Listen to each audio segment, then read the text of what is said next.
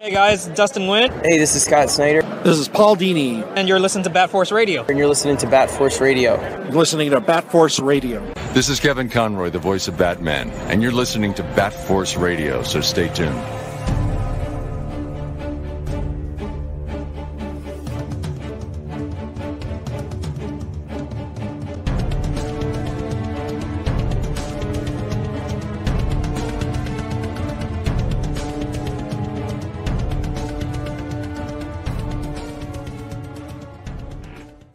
Welcome back to Bat Force Radio, the only DC and Batman podcast with no limits. We are going to be rolling through. We have been talking for the longest time, if you've been listening, about jumping into a Grant Morrison read-through. And the guys suggested that this could be a really good place to start. This is the first time that Grant Morrison had an ongoing on Batman, ongoing few issues on Batman. The first thing that he wrote was Arkham Asylum, Serious House on Serious Earth, but this is the first time that his Batman was in single issue format, and this one was in the pages of Legends of the Dark Knight in 1990, issues 6 through 10, and the artwork by Klaus Janson. Is it Klaus, gentlemen? That's how I've always said it, I guess. Klaus. I had forgotten that it was such a treat that he was on the art for the specific storyline, and when I started opening up and reading, I was like, oh my god, this is awesome. So let's go around the round table real quick. We got Robin D. Cross in Canada. Aloha. We got Grumps over in New York. Yo. We got Gramps in Texas. How are you? We got Teasas in Jersey. Hello. I'm in California. And Gramps, you had a good idea on how to start this. What did you want to start with? Well, first, which version of the story do you have? I have the deluxe hardcover. Oh my! One at a time, gentlemen. I'm sorry. You got both, Grumps. I didn't realize that if I was reading correctly, they didn't collect this until 2007 in a paperback format, which is pretty crazy considering how good the story is. Yeah, I have all these single issues, but I just read it digitally to reread for this. Yeah, me too. Yeah, you say something, Grumps? No, I was just agreeing with Robin. I did the same. Yeah, I had the floppies, the original issues, and I was recalling there was 20. I think it was San Diego Comic-Con 2015. Grant Morrison had confirmed that he would be there. It had been years since he had been to San Diego. And I remember saying to myself, I said to myself, Self, what are you going to take to get signed? And so I knew they would probably cap it to a certain amount of items. I did not want to be too rude, but I didn't want to miss out on the chance to get Gothic signed because I did have those individually. So I took my first edition copy of Arkham Asylum and I ever so gently tucked the issues into that just to see if I could possibly get a couple more signatures. I think they had like a 4-item limit, and I made sure to be as front of the line as I could, to not be a jerk and take up too much time, just to move through the line swiftly. And I was able to do it. Opened up the book. He did a bat signal in the book, and then he signed his name, signed all my individual issues, and I don't remember how. I don't know how it worked out, but somehow I got next to him behind the table. I think that was during the signing. I don't know, maybe I waited until after the signing, but I got behind him at the table and I was talking to him a little bit and I asked him for a picture and he said, of course. And right before they snapped the picture, I just like leaned in and put my head on his shoulder and smiled. And he like started I remember that picture. I was going to ask if that was the picture of you hugging him. I remember that. So I'm basically like cuddling him. So it's me cuddling Grant Morrison and he's like laughing. And then afterwards he looked at me, he goes, I really felt the love. I really felt it, and that was like so awesome. And so yeah, that was awesome. But and that's the story of how you were spooning with Grant Morrison. Yeah, that started a love affair with. So if you are listening to this, a good place to start for the listeners, if you haven't, go back and check out our intro to Grant Morrison episode, because after going into that stuff, a lot of the background of him, it really kind of made me enjoy this reread so much more because there's so many of those elements in there, and we'll get to that. But, I was thinking about that, like that, all the aspects of Grant as a person that we explored there. And once you know some of that information about Grant, it becomes sort of abstract that they have even written Batman comics. Not only written Batman comics, but so many and so well that this person who is into all of this occult stuff and magic and the sigils that we talked about last time, this is a Batman creator. It's kind of bizarre. Yeah. Yeah. Yeah, and let's start with we'll go like we normally do. I think we do story, then we do art. We kind of talk about a little bit of a little bit more things in detail after that. But let's start with the story. So we'll go a brief summary. We're gonna spoil a lot of this stuff. So if you haven't read it, you might want to read this now. Yeah, If it's not, only been out 32 years or so. Yeah, This came out originally in 1990. exactly. And So it originally came out in 1990. So this was after he had written his graphic novel, Serious House on Serious Earth. He had already worked on Animal Man. He had worked on Doom Patrol. He'd been starting some stuff in Vertigo. I was trying to find out where on the timeline he wrote this in relation to his experience that he had that really informed The Invisibles. The Invisibles, I don't think, was until 93 or 94. So that was afterwards where he kind of incorporated a lot of that. But obviously he was already into a lot of these kind of occult themes, as we can see in this. But yeah, so the story essentially is there's this murderous person on the loose in Gotham who's got the mobsters of Gotham spooked out. So much so that they've decided to enlist the help of the last person they would ever want to, which is Batman. And that's kind of how the story gets its jump start. And you learn through the story that at first, Batman does not want to help the mobsters. He has that sinister smile, and he's like, "Fig, you started this, you finish it." But then he is reminded of some flashbacks that he has as a child, and he realizes that some of the things about this entity that is scaring the mobsters has a lot to do with a person that he remembers in his childhood. There's flashbacks. Batman's having some dreams. He decides to go and investigate himself, and then he uncovers this crazy, like almost satanic background to this individual who actually has ties through all of Gotham, all the way back into where he was in Vienna and the mobsters, and you learn all about that stuff. So, crazy. What did you guys think of the story when you reread it? When you're looking back, when you're refreshing your memory, what came to mind? What was like jarring? What did you enjoy? What did you think? How was it written for you guys? Well, there's one part in particular that I was there's an aspect that I don't like, but I don't think I would even blame Grant for that because this was so long ago. What I'm referring to is that it seems so familiar now that anytime there's a new character that pops up as part of a particular Batman story, it's revealed that Batman has some prior connection to that person. Like, oh, of course, he knew that. But in this case, this story was before so many of those other ones happened that I won't even really hold that against Grant for doing that. Yeah, but, there's a cool aspect too that I only mention this because it probably plays into what Grant did here. So you alluded to these all these members of the criminal underworld that were trying to they need to get this guy eliminated. And we find out a little bit into the story, their history with him, that they had attempted to, they thought they killed him, what was it, 20 years ago, I think? Right. Mm-hmm. Yeah. And it was because there was a police manhunt for this killer who had, at the time, had already killed 6 or 7 children. And the police being so on top, like being out in force hunting for this child murderer, that it was making it more difficult for them to do their regular criminal jobs. This probably plays into Grant's idea for that. It's a very similar plot line to a 1930s film. I think it was like it might have been like 1930 specifically. It was a Fritz Lang film called M that Peter Lorre was in, and there was this child murderer who was being hunted by both the police and the criminal contingent. And that's the kind of thing that I think Grant probably did pull from for that.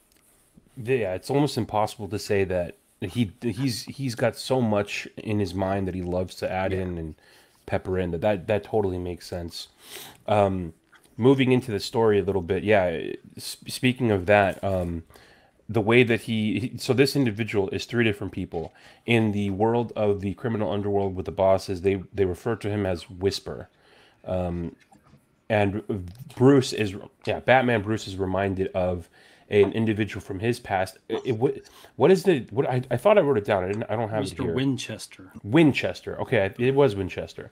Winchester was kind of like the headmaster of a boarding school that he was at, and when you see the flashback that he has, it is extremely disturbing, because I mean I'm like had to do a double take, but he's like beating Batman over like his desk, and he's like telling him all this crazy stuff about, alluding to the fact that he's done this before, and that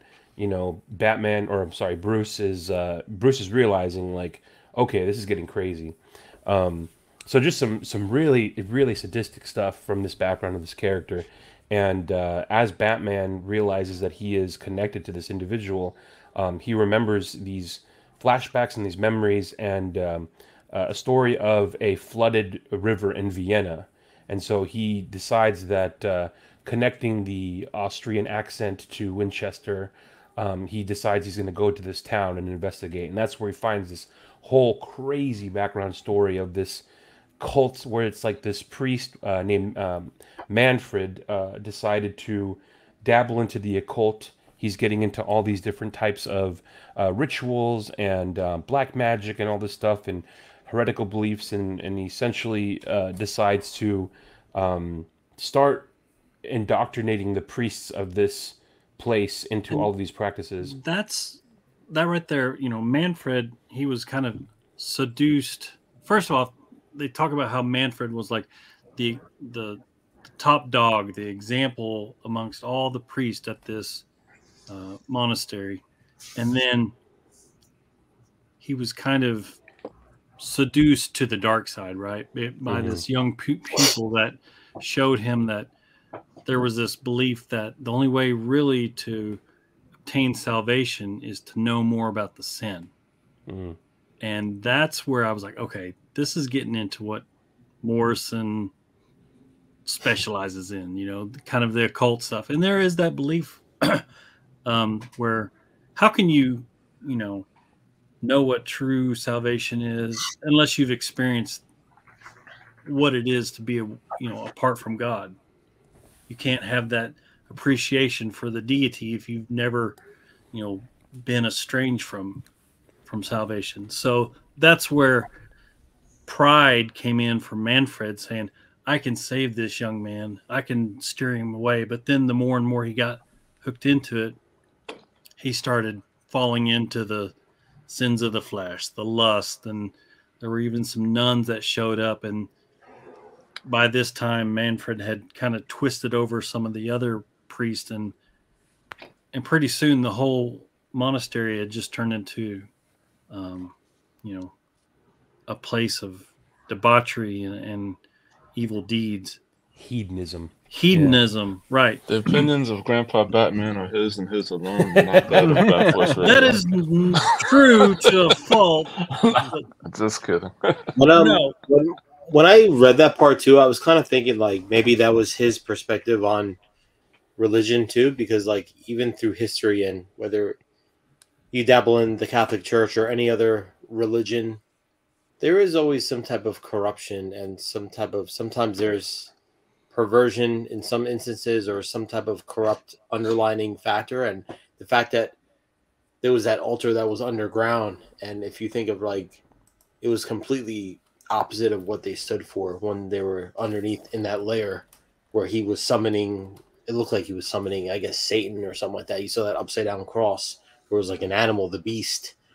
To me, as a spiritual person that you think of, of who he is, to me, I felt like that's a little nod of what his perspective on like organized religion was, I thought that's a good word that you used, to this perversion.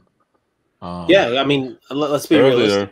There's always something down the line where you see some type of priest or some figure that's like respected in public, that this corruption does go down, you know. So he's more of a spiritual person. He believes in like dimensions and entities and stuff like that. And to me, I think when you start talking about organizing religion, he sees it as a cult, and that's where you see where these monks directly turn into these cult figures, you know. I definitely think that Morrison was, you know, that was kind of the underlying message, because if you remember back in the late 80s, early 90s, what also was popular in popular culture? TV evangelists. And it was almost like, when I was reading this, I kind of had to remember and take myself back to this time when this story first came out, because it's a lot different culture and society now than it was then. But I was like, kind of still exists. Like if you Morrison is saying, look, man, I can take your most holy high priest and turn him into, you know, this bad guy so quick, so easy. Yeah. It's really it only takes one moment, you know. Right. But I think you gotta really go back. I'm sorry, I forget which book it's in, but Tom sent the image with Batman and the bat signal. Oh, it was inverted. The bat signal is upside down, and so that is sick. Yeah, there it is, and that's on purpose. That is, you know, some symbolism right there. Yeah, I guess, you know, Batman being the, I don't know, Jesus archetype or whatever, and you know, Winchester maybe being the devil of some sort. I love how that just pisses Batman off. Yeah, because there's a moment where Bruce Wayne is recalling being in school, and he's got his little friend there with the orange hair, and the friend's like, "We're in hell, we're in hell, we're in hell." I forget what Bruce says, but it was. Oh God, I love that part. He says he says that Winchester is the devil because he has no shadow, and then that circles back to, you know, how the gang bosses are talking about Mr. Whisper. They say he has no shadow. He casts no shadow. And that was your first clue that something's off about this guy. That gives him a supernatural element too, you know? Right. And when you think of, you know, mystical characters like vampires or something supernatural. Yeah. And don't have these, like, physical forms. He uses that ability. And he uses the cord to envelop his soul. To not cast a shadow, you know. So again, you know, nods to magic and nods to like dark arts that Morrison is into kind of checking out. Another thing I wrote down that I loved.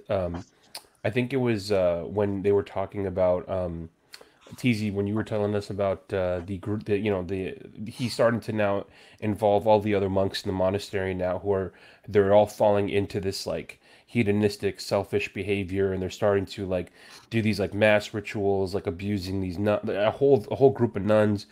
And at some point, one of them or someone says, "The kingdom of hell is within us." So it's like hell isn't a physical place you go to, but it can be tapped in from within you. Like there's evil in you, and if you look for it and play off of it and let it out, like it can become powerful. So that was like a really crazy thing that I wrote down that I remembered.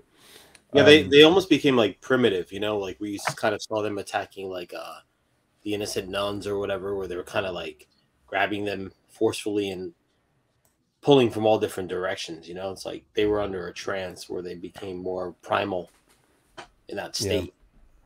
That part that you're talking about, Gramps, when Batman comes onto the roof after he sees the inverted bat signal, and they're explaining to him, "We knew that you wouldn't come just for the regular bat signal. We knew we had to send some sort of message, so we inverted it, so you knew something was up." And a great panel in here is when he shows up and he hears their story, how they're pleading about, "You got to help us. This evil force is killing us one by one." And Batman, he's like, what does he say? He says, "It's no... oh, how dare you bring me here?" And he's got like this, like he's almost like sadistic in his look, pointing at the inverted signal. And then afterwards, when they ask him for his help, he just says no. He's like, "You started this.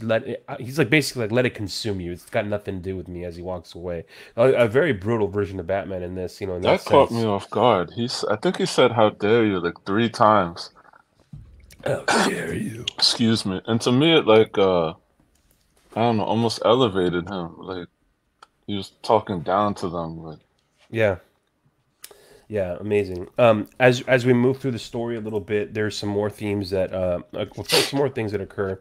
Batman makes the connection that Winchester is Manfred. Well, he learns about Manfred in Vienna. He learns the story of Manfred, how Manfred was this monk who allowed himself to be consumed by evil, and then ultimately decided to create a pact with the devil. What he wanted to do was exchange his soul for 300 years so he could survive the plague. And during that time, he took all these rotting, disgusting, putrid corpses of these dead bodies that fell victim to the plague, and he was experimenting with the chemicals of it to create this airborne toxin. And the eventual plan that he reveals to Batman is that he's going to trade. He's going to kill everybody in Gotham and use the souls of those people to trade for his one soul so that the devil will no longer take him to hell after his 300 years are up. He designed and it talks about this early in the book about the opening of this big cathedral in Gotham on May Day. And later we learn that Winchester or Whisper, whatever you want to go by, he designed this cathedral to be basically, what do you call it, a soul trap? Catcher. Yeah, soul trap. That makes me never want to go into one of those big cathedrals ever again. Yeah, what's amazing too that you bring that up, Gramps, is in the Batcave, Batman is talking to Alfred and explaining that, and he's talking about he wishes he knew more about sacred geometry, because the cathedrals were used and created using sacred geometry and sigils and all these things that have occult meaning and occult symbolism. And the occult symbolism in the geometry of the cathedral creates, I guess, I'm forgetting how he described it, but the resonance of the vibrations from the chanting and the way it's arranged and the way it captures and shoots your soul in a specific direction, and it's all to do with the stuff that Morrison was kind of like a student of, sacred geometry being something that is extremely old. And if you Google sacred geometry, and if you're listening to this, like, there's so much stuff there. Like, that's just a little nugget that Morrison just slipped in, and it's like, oh my God, that's a whole topic in itself. And he's a student of this. So he's saying that creates energy, like a force. The fact that these guys are chanting and strategically in the structure, it's creating this vibration, which is creating a sense of power. Yeah. He also he name drops black magic. I can't remember if he name drops blood magic, but he's talking about black magic.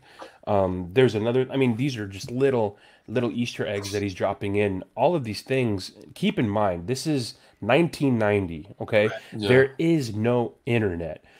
Grant Morrison already at this time is like a master student of these like occult themes.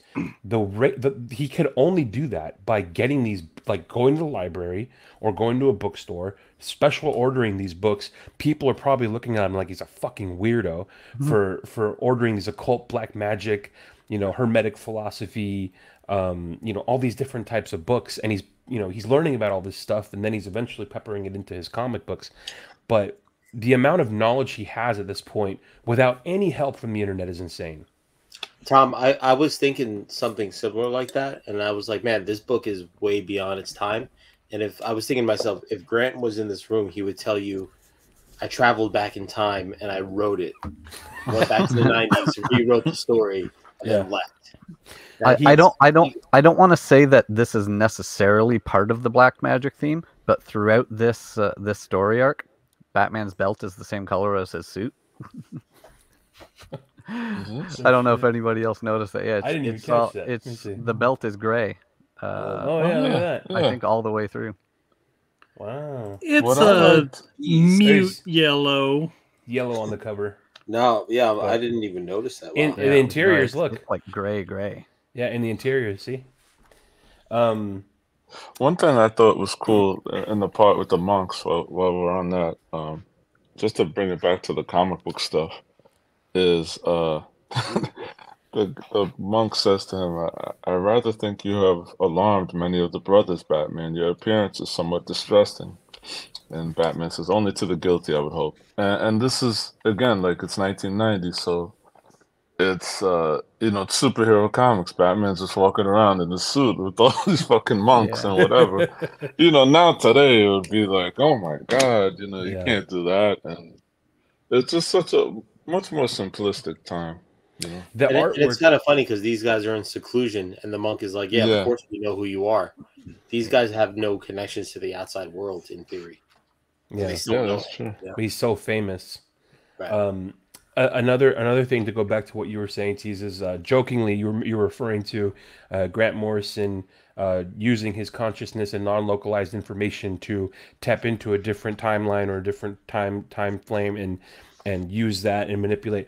It's very interesting you mentioned that because a big theme of the book is flashbacks and dreams and the subconscious, in that Bruce continuously has this reoccurring nightmare of this cathedral or this boat crossing the water. He sees his father, who is unable to tell him the answers. He's trying to tell him something. He sees himself as a child.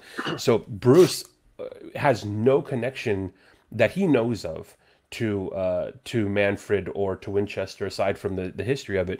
But through his dreams, some force is trying to give him clues. Some force is trying to give him information about what's going on.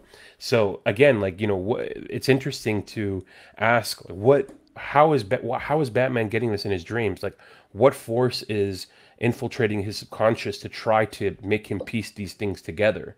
Because he sees his father who can't speak. He sees the cathedral in the form of a boat crossing the waters. He's seeing himself kind of helpless as a child. All of this relating to the story overall, but the themes, the subconscious, dreams, dream interpretation, information being given to you non-locally by some form of outside source. All this stuff is not. This is not a coincidence. This is Grant Morrison. This is Grant Morrison doing this stuff for a reason. Super interesting. Yeah. I thought There's this one part here. The monk says to Batman, "I don't believe in devils. The real truth is far more horrible. The kingdom of hell is within us," which is what you referenced earlier, Tom. And I love that. Batman says, "Perhaps, but if the story was true, Manfred might still be alive." And he like weaves this, in and out with the comic book stuff and then the occult stuff or whatever. Yeah. Well, even in the beginning of the book, going back to that, I mean, that's kind of a common theme throughout the book, because in the beginning there's these two punks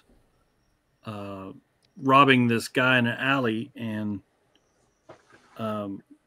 Batman takes out one of them, and the other guy's kind of like left standing there looking around, and he hears this voice saying, "We are all in hell." And then Batman jumps down and he says, "And I'm the king of hell." Oh, yeah. That was badass. Yeah. All throughout the story, Grant uses quotes, lines, references to things like Paradise Lost, Don Giovanni, The Bad Monk. There are all these things that he pulls from that all thematically fit into the story that he was writing here too. Tom, go back to that image you just showed. Yeah, I saw the cross there. That's the beginning. That's page 1, and you can see right there the cross right in the streets of Gotham. Yeah, look at that. I didn't even notice that. Good job. Actually, it's like 3 crosses. Yeah.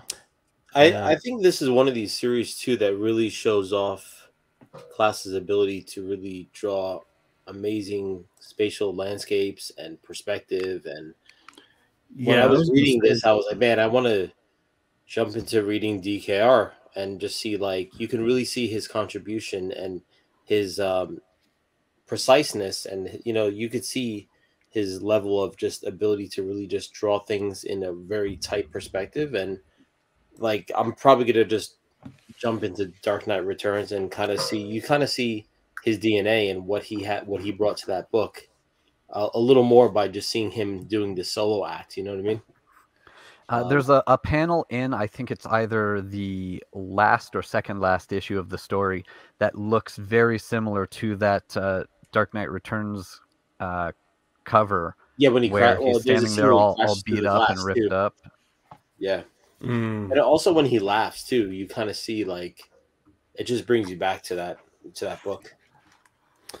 Yeah, it's that's something that this panel right here. When I saw this, I was like, oh my god, that's a So beauty. I have the deluxe hardcover, and it shows in the back his pencils for that panel right there. Oh, Would you wow. mind showing us if you can to the camera? Show it to the rest of the class. One Oh, we second. gotta. Okay, let me see. Oh, very nice. Look at that. Beautiful. Sweet. Look at that. Oh yeah.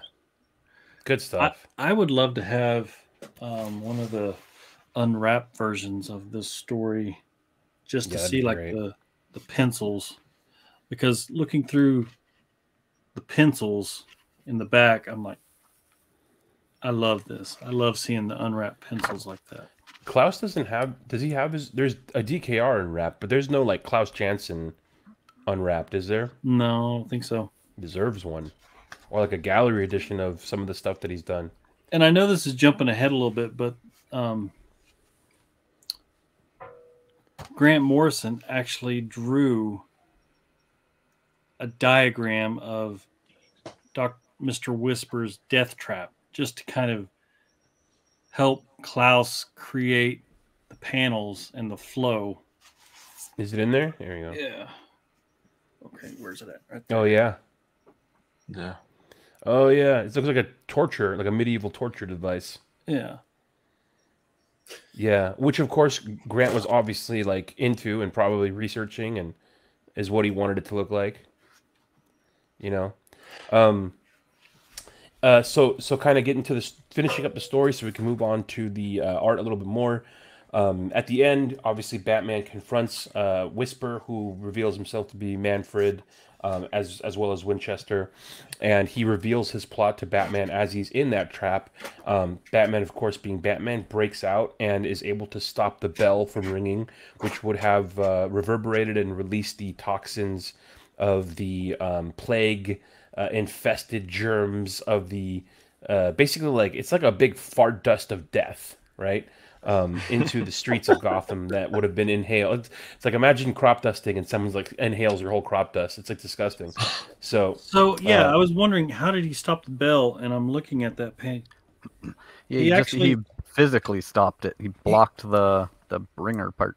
Yeah, he took out the ringer bell, the bell end. Which is also that was also, you could say, Bellend, wasn't it?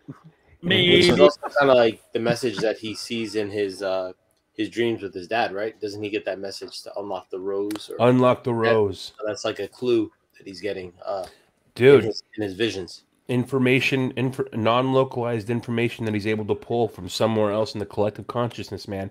That's Grant Morrison right there. That's not a coincidence. That's him, dude. That's so wild. Like, I don't to know that stuff. So he stops the bell from ringing. We skipped over, actually, the fact that there is a young woman that is found in the recreated cathedral in the underground parts of it, the caverns. Well, no, let's go back to her introduction, though. That's when they find her under the cathedral, right? No, when she gets off the train, the bus. She gets off the bus. Yeah, that dude starts, catcalling, lipping off to her a bit. Yeah, as chicky, and then when she gets close, he's like, "Oh no, it's okay, it's okay." Yeah, and I was like, he sees something when she gets up close. Right. She gives him a look, and he just immediately backs off, and you're like, okay, who is this person? What's that? Yeah. Who did you guys first think it was? Wow. Selena Kyle. Yeah. I thought it was maybe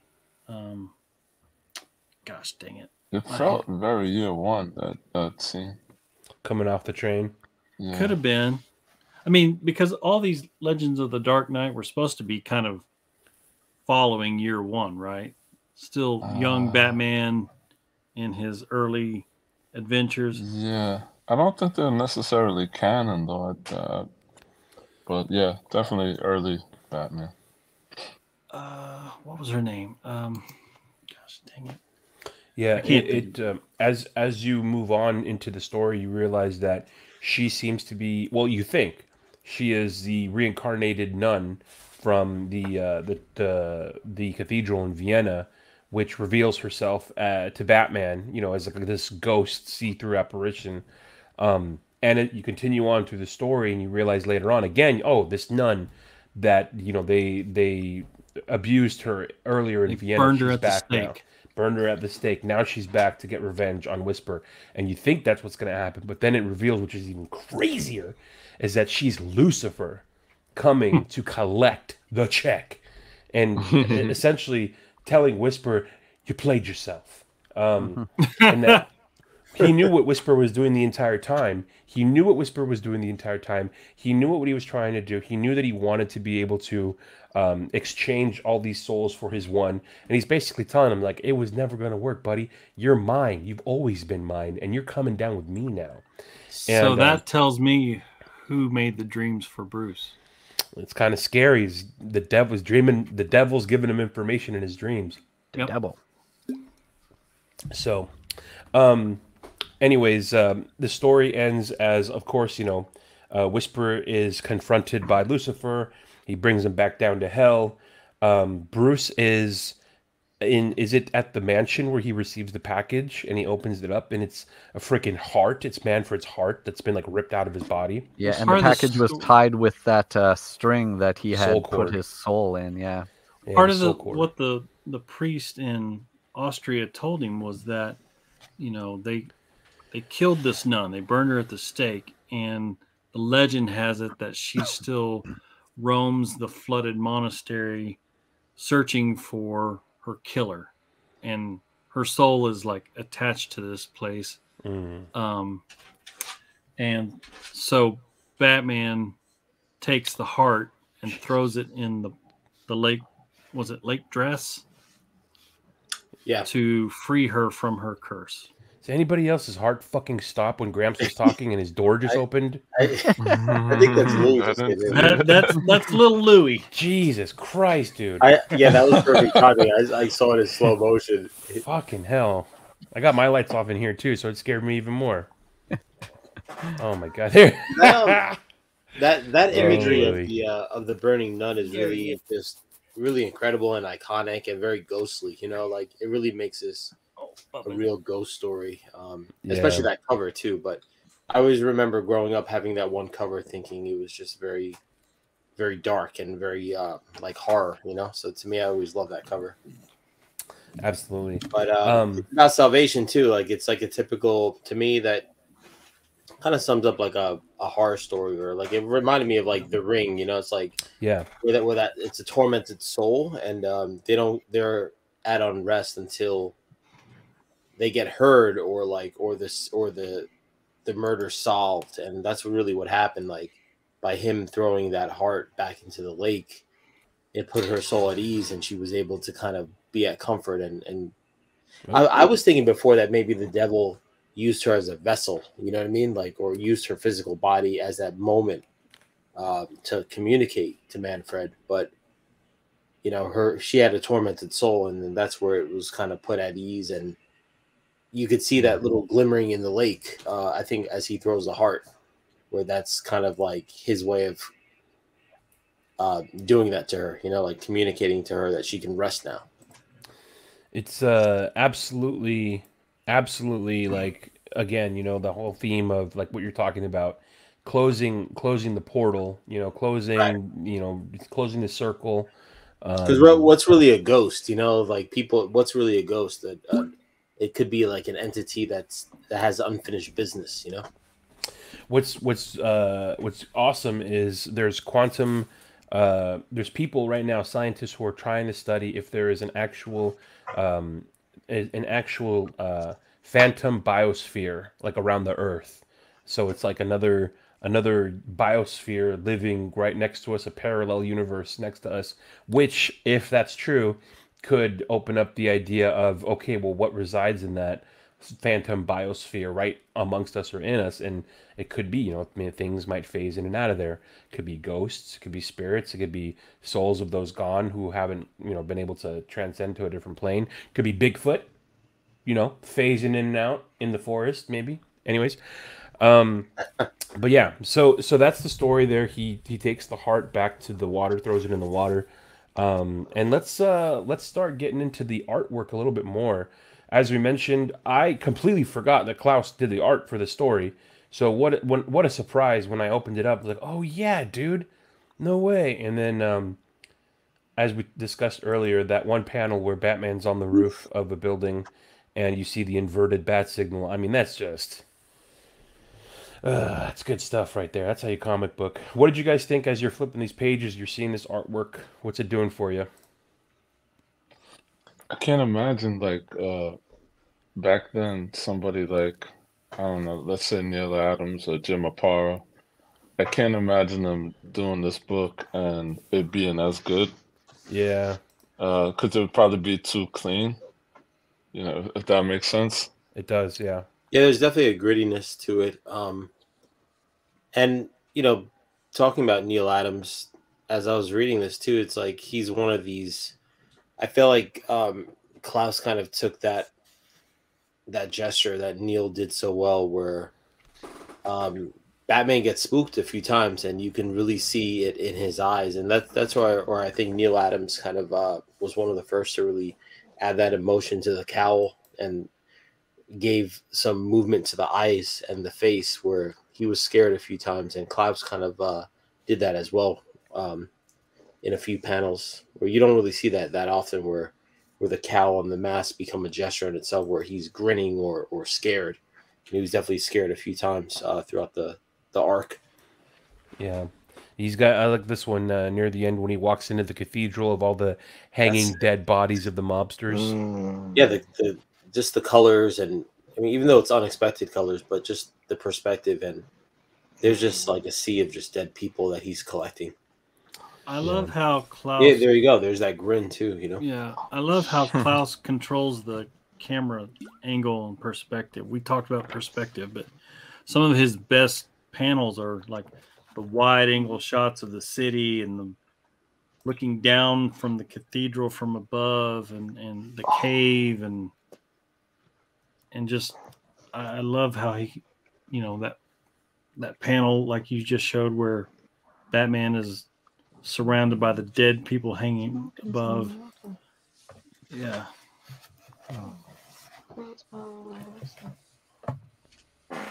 I think there's a ghost in the background. The nun came back. Yeah. I absolutely loved the. I thought I put it in here as a background. I didn't put it as an overlay, unfortunately. But the image of the Batcave, you can see a couple of panels of the Batcave, and of course, this one for obvious reasons.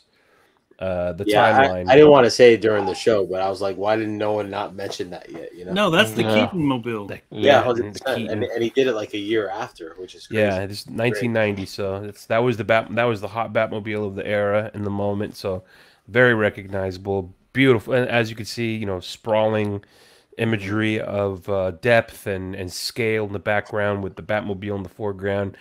Ominous hulking Batman walking through. Just oh my gosh! It might actually be the Flashmobile. I have to really check against the trailer. The Ezra mobile. Yeah, we'll see. I don't know. Those wheels look pretty big. I have to check against the action figure that just came out. I also like how Klaus just makes Gotham dirty. Like when they're down in the subway train and there's just crap flying everywhere. It has stink on everything. I think that's sort of what makes it feel like year one. It has that really dirty, real city feeling about it. Yeah. Yeah. Count Truncula, you've said many times that you really feel that Klaus was the magic behind Dark Knight Returns. I said that. I believe that. I think Count Truncula just came out of his coffin.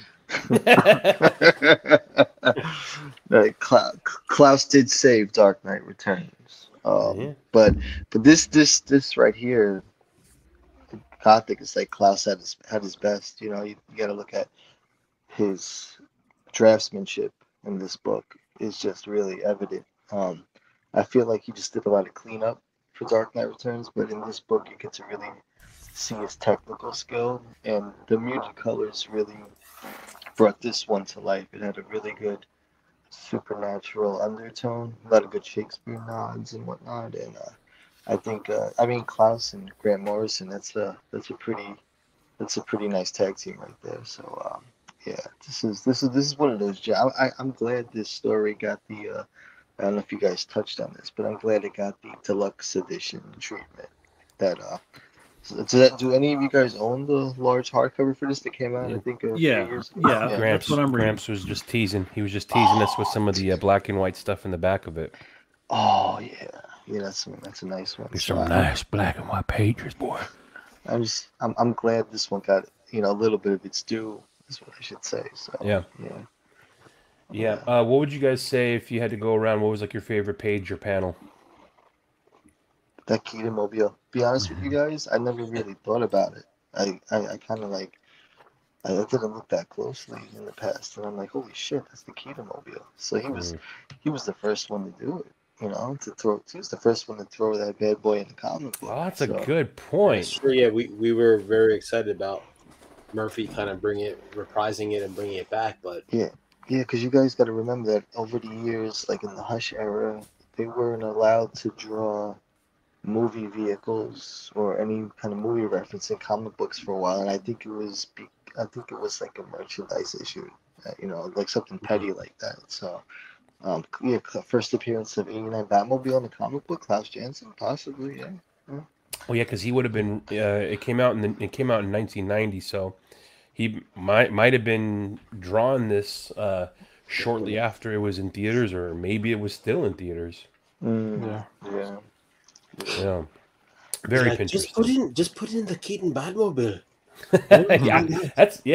Good question. Was it at the urging of Grant, or did Klaus throw that in himself? Great question. I'm thinking that's a Grant move, Yeah. So out of respect, Neo Chemicals, and that's why I strongly think it's the Flashmobile, because he went back in time and he placed it in there. That makes perfect sense. He willed it into existence, through the symbolism of putting it into the sigilism of putting it into the comic. So little fun, quick Butterfinger tidbits. So like how you have short 3 to 4 issue it bursts through the anthology known as Legends of the Dark Knight, and some of these arcs had like their own Batmobiles drawn for them, and Eagle Moss Automobilia actually made die casts of some of them, even though these Batmobiles just appeared in like a few pages in one issue, and that was it. So that was kind of really cool attention to detail as well. So, yeah. What'd you guys think of the art overall? Oh well, unbeatable, really. Like what more could he have wanted than what Klaus did here? Klaus at his best. It really added to the storytelling. I mean, it gave definitely. It that, like we said, the grit and the horror element. Yeah, I think elevated the story. Kind of like everyone's input on whether they like the landscapes or showing that discipline of him as a teacher and getting really gritty. I think you really see him switching gears very quickly. Like one page it's like this, and then the next page he's going really gritty. So he's showing that high level of skill where he's just flexing. It's not. It looks consistent, but it is inconsistent because he's constantly just shifting gears, and that's part of the mood. Like Count Chocula was telling us, and he's setting the mood, and that is a visual sense of storytelling. So he's showing this just next level where he was ahead of his time, and it's amazing. Solo act. He didn't get we see him as an inker and someone that has that ability, but this is where this is it. This is shit like we said before. This is his best. Not only was he probably the first to draw the Keaton-mobile, but he may have been the first to draw someone getting a swirly in the bathroom. He's checking off a lot of things. That's a good point. Yeah, you think he got dunked in the toilet, probably, right? You got a little. Grant was trying to work out some of his childhood trauma. probably. I want to know. I would love to hear what were Klaus's thoughts as the script's coming in and he's reading the things that he's gonna have to draw. Like, what the fuck you want me to Yeah, draw? like how do you put all that narrative together into a vision? Yeah. It Yeah. shows all over the place. Yeah. Okay. Now I want you to draw the bloated carcasses of the plague-riddled, people of this town. It's like, this is some crazy. I want to know too what the editors were thinking. Like, if you think about this, this is 1990, right? Think about like the state of mainstream media, and there's satanic panic all over the time. But I think back then it was there too. So imagine like someone seeing these themes in these comic books. Like, they're probably, shitting their pants. He's like, I want you to draw a dead kid's head in a trash can. Well, Grant was known to push the envelope even back then. I mean, I still say Arkham Asylum is groundbreaking to this day. It's just, fantastic. So, yeah, I think he was a bit of a visionary in that sense when it comes. Yeah. So. Yeah, and it's a beautiful story, visually amazing, peppered in with. It's so funny, man. Like when you guys said, "Oh, let's do Gothic," I was like, "Oh yeah, for sure." And I started reading through this, and I was like, "I'm so glad we did that intro episode. It just like fits so perfectly with all the themes that are coming up right now." I'm not sure if you guys. Well, I saw it because I was reading it in the chronology of the other Dark Knight, Legends of the Dark Knight issues. But the next story that comes in after this one is Batman Prey. Oh, yeah.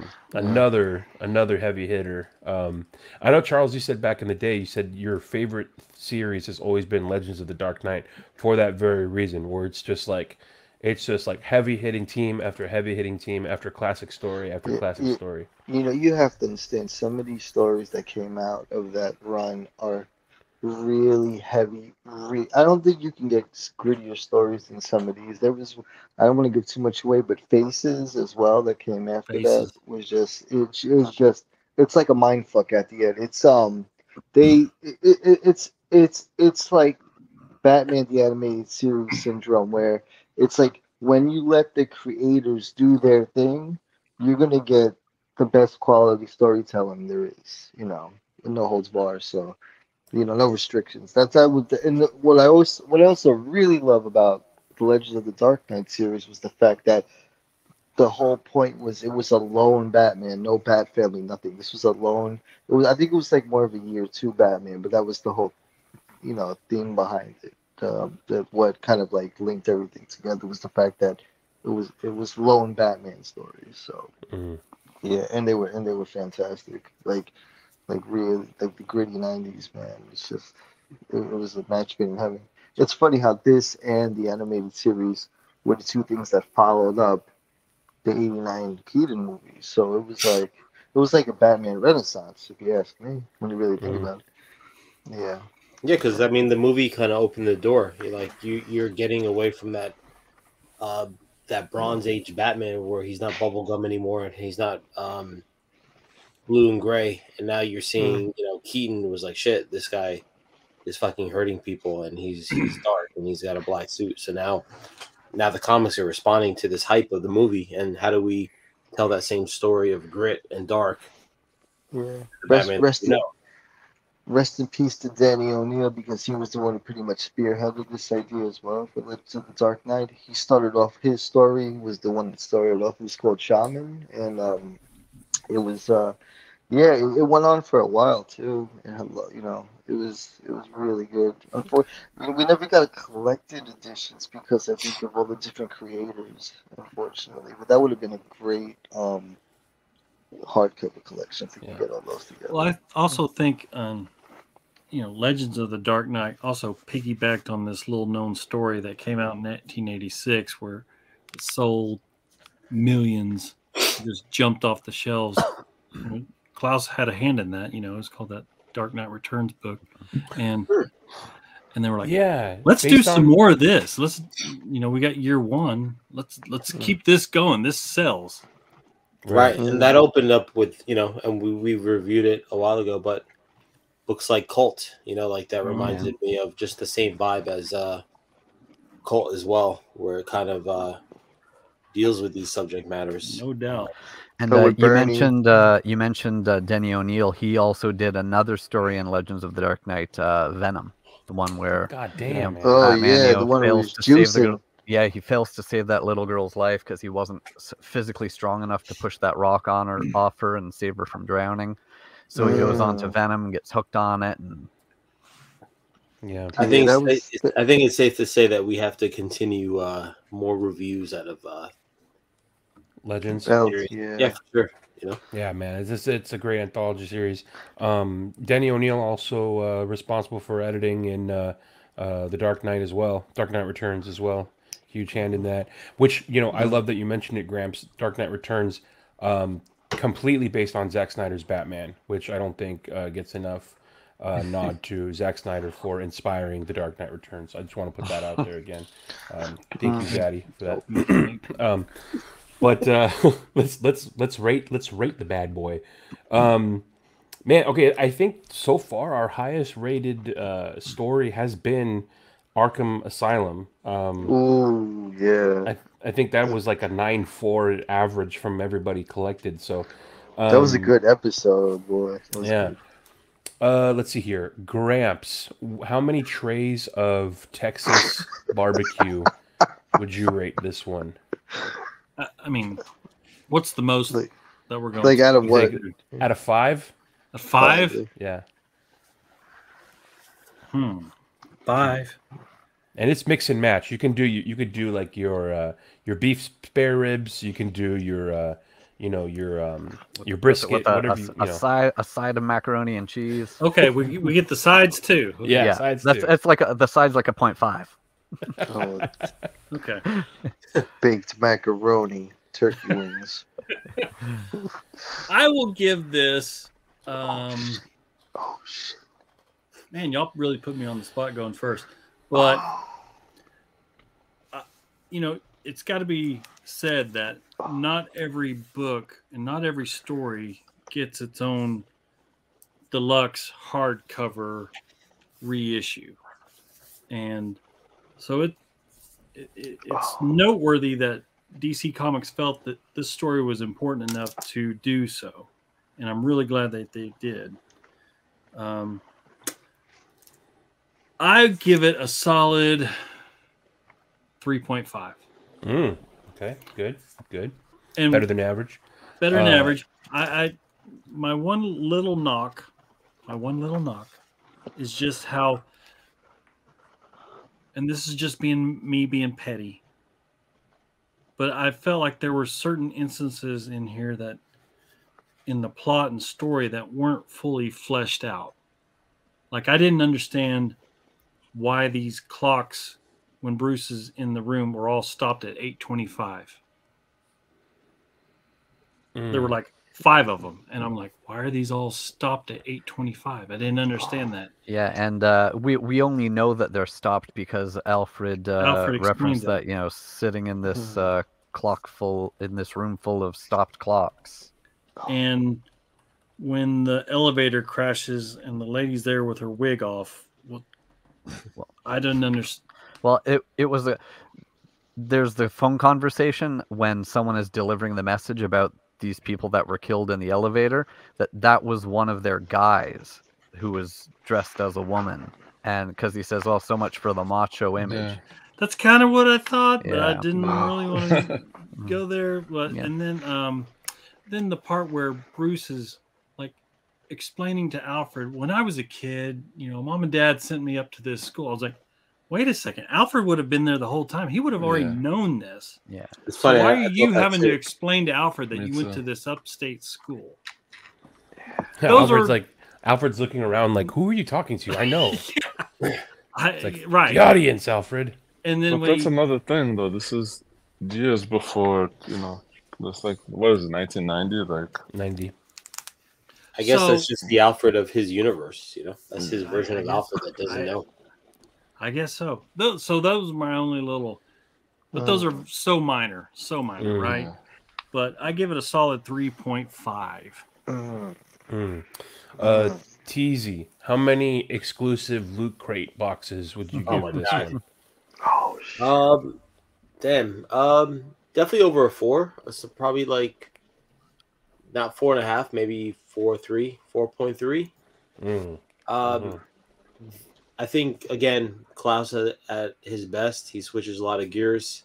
He shows a lot of detail. You know, you can read it once and go back and start looking at all these panels. He uses a lot of like grunge effects and a lot of line art where he kind of inverts and he makes it really natural, and he does make it into like a dream-like state nonstop. You know, it's very vague, it's very cloudy.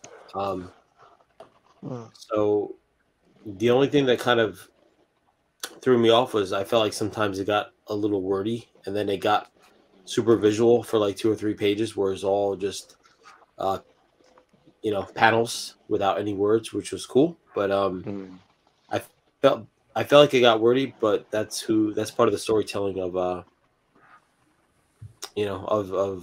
of the story. So it's like, it was kind of, it's carving in all these layers of psychology with his fear and it being a ghost story. So it wasn't perfect, but I think together it was a really solid story, and I think it's highly underrated.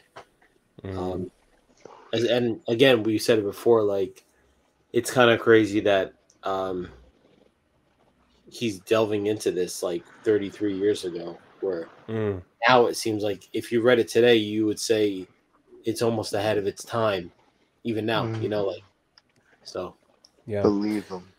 I would say, low 4s, just shy under 4.5, but our art is incredible. I think it makes me want to kind of, like I said before, go back to Dark Knight Returns, and you start seeing again what Klaus's strengths are, and you start seeing, wow, all right, this is what he brought to that story, because it felt like an extension of DKR a lot of times, and also Year 2 and all these other books. So it's great. I think I would definitely give it another read in a few years, another year or two, and there's not much to complain about visually. We got some good friends of the show over at the Bledsoe Said So podcast. We had Ryan, Nick, and Alex on an episode where we talked all about Department of Truth and occult symbolism and Grant Morrison stuff. This story is one in which I would recommend to friends like that who are into like other things that aren't necessarily comic related, that they might be into esoteric meaning, occult symbolism, things of that nature, and saying like, check it out, dude, look at this guy, what he's putting into these comics, right? And so for that reason, I think that I'm a sentimental guy. You put a Keaton Batmobile in a comic, I'm gonna like it. And now that you guys are saying this might be possibly the first Keaton Batmobile in a Batman comic, I think we should fact check that. That would be amazing if that's true. Outside of the movie adaptation, yes. Exactly. Yeah. The artwork that Klaus adds to this, that elevates the story, Grant Morrison being one of my favorite writers. I mean, like, this, I had forgotten how good this was. And I think, like, I'm really happy that we did the research into Grant Morrison that we did, because it just made me enjoy it so much more. So for me, this is like, I would say like a 4.5 for me. It's just like, it's perfect, because like you can like this is exactly what I want to show these people who are into this thing. And how do I get into Grant Morrison Batman? You could do Arkham Asylum, or you could do this. Like, both of them are really awesome. So for that reason, I would say for me it's a 4.5. I love the storyline. I love the little nods. I love the art. The artwork's amazing. So Grumps, how many? I was gonna say real quick too, like, the fact that he did all this in 5 issues is pretty amazing as well. Nowadays, if he were to write this, or just judging by today's standards, it would be 12 or 13 issues, and it would be totally dragged. It was really concise, and he delivered it in 5 solid issues. As Count Truncula was so eloquently stating, I think that's a nod to the freedom that these creators have in the Legends of the Dark Knight, where not tied to any continuity specifically, not tied to anything. Just here. If you were to write a Batman story, what would you like to say? Yeah, that's kind of what they do. So, Grumps, how many New York chopped cheese would you give this out of 5?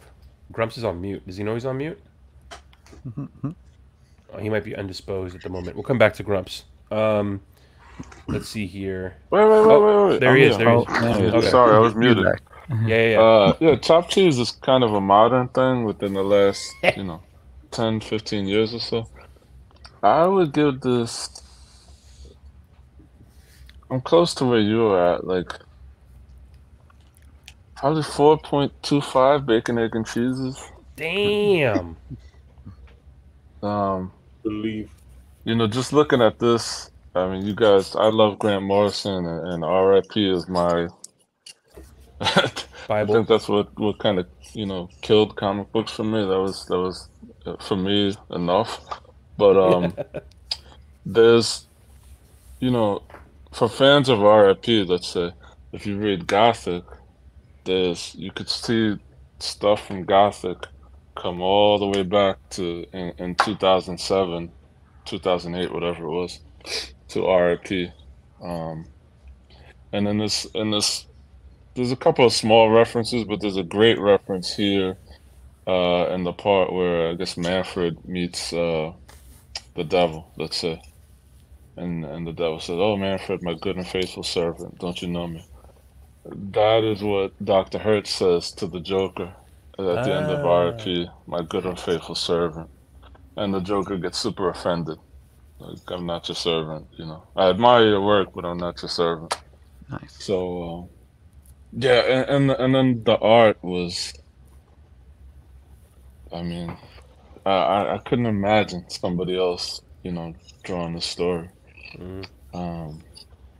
There was just a couple of times I thought maybe Klaus took a panel off or whatever, but whatever. Deadline to is reference deadline. what Jesus was saying earlier, in some points he's drawing the city, and then he's drawing ships at sea, and God knows what year it was. Then he's drawing monks, and amazing range. So yeah, 4.25 bacon, egg, and cheese. Beautiful. Count Truncula. How many? Count Truncula. How many nuns in the trunk would you give this one? Oh, okay. Oh man, I'll do a solid 4 out of 5. It's I try not to be too biased because I love Batman and supernatural / spooky elements, so that's like my thing.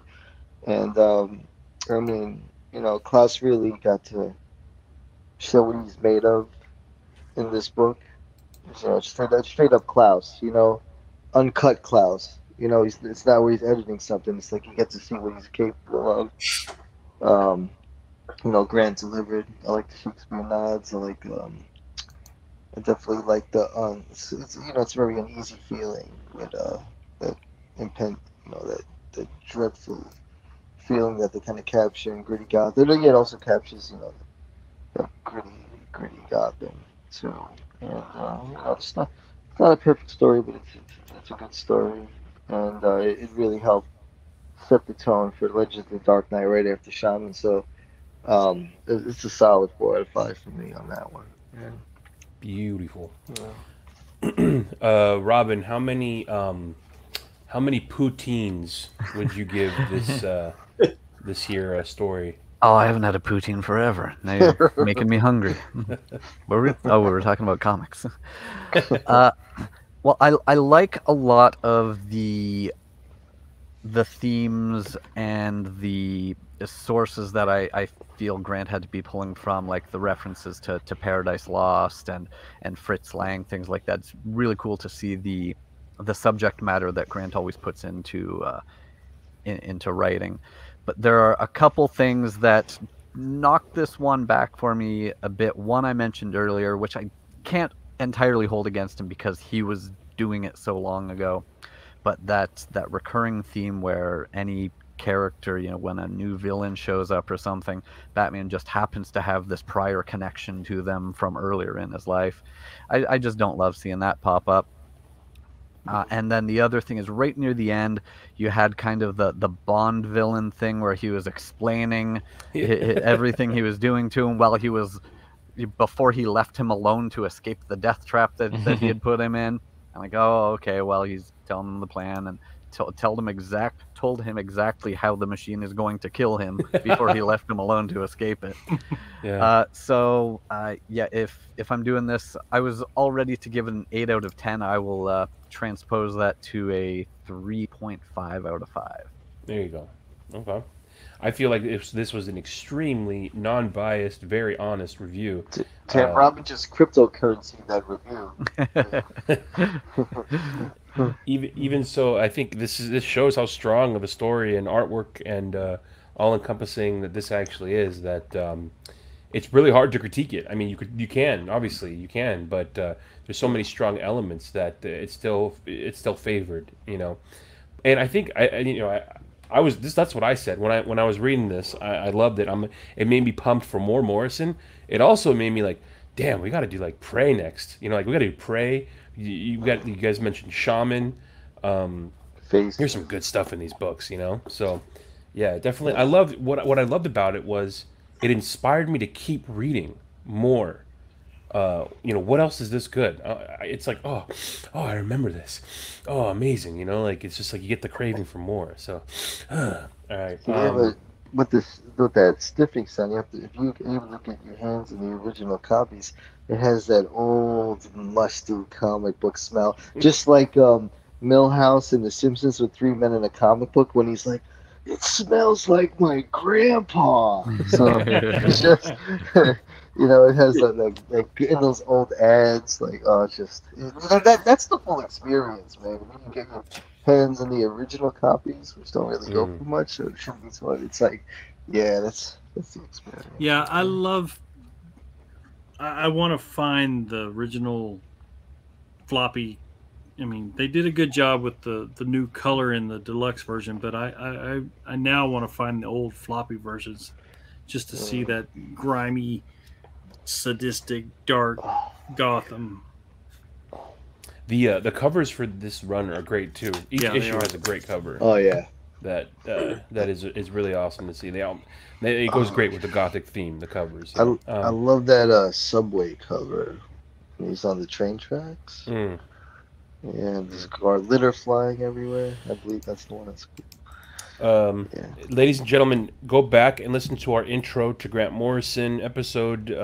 Read Batman Gothic. It's a great combo in that, you know, we delve real deep into all these hidden little esoteric symbolism and truths and occult knowledge that is going to run a theme through a lot of the stuff that Morrison does in the Batman run. I think the next Batman stuff he does, it technically was his official, the beginnings of his official run later on. And you know, we'll talk about that, but we talked about discussing possibly even doing maybe his JLA a little bit too, but you know, that could probably be a separate thing. But yeah, anybody else have some last parting words? Beautiful. All right, that puts a nice bow on it. All right, guys, that's Bat Force Radio. Please check us out. Keep following, keep listening, and we will be back.